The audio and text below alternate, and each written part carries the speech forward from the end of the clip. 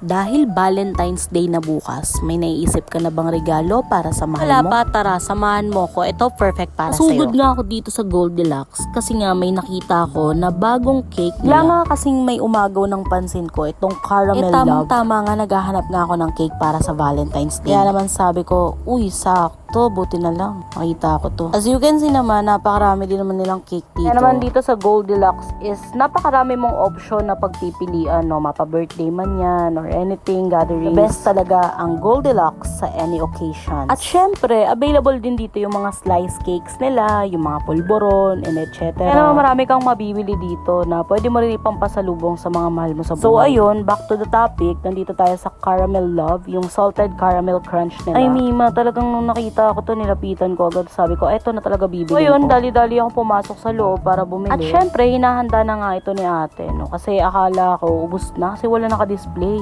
Yun pala is nabili. Pero kung sakali man na wala kayong makikita sa display, magtanong kayo dun sa staff para malay nyo, diba? Meron. Katulad niya, nakabili ako kahit walang nakadisplay. So, pag nakita nyo yung malaking display dun sa labas, ibig sabihin, available Kaya yan. Naman mga Mima, no? Huwag na kayo magpahuli. For the go na yan, no? Lalo na sa mga daddy na nakakanood tong video Perfect ko. Sign na nga ito, no? Para bilhan mo si Mrs. nito bukas. Siyempre, excited na nga rin akong iuwi tong cake para naman matikman na namin. So, ayan, nakauwi na nga yung pinaka panglagay niya sa ibabaw, yung pinaka design niya is ikaw na mismo maglalagay niyan pag uwi sa bahay. Or pwede mo naman din ipalagay na dun sa Goldilocks pag nandun ka na. Depende sa'yo yan. Kasi yung akin, mas prepared ko na ako maglagay. Perfect talaga to for Valentine's Day kasi ito na yung pinaka magiging bonding nyo, your diba? Kids or your husband. So, depende kung sinong kasama mo. Kaya with your friends. And charan! Sobrang tuwan-tuwa nga ako nung nailagay ko to. At maniwala man kayo sa hindi, mas lalo akong na-excite na tikman to. Kasi tingnan nyo naman, itsura pa lang, matatakam ka na. Eh ano pa kung matikman mo? Parang ako lang yan.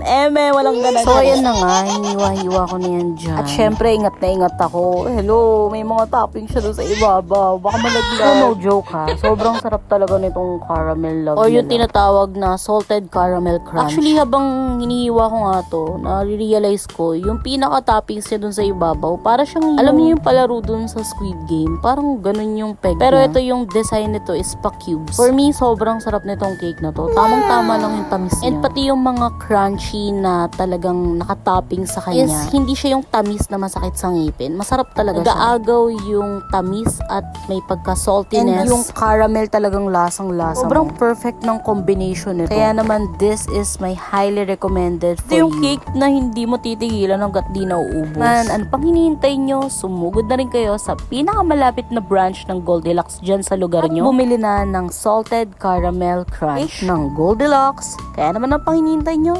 Thank you for watching everyone and I hope you enjoyed this video. Follow for more.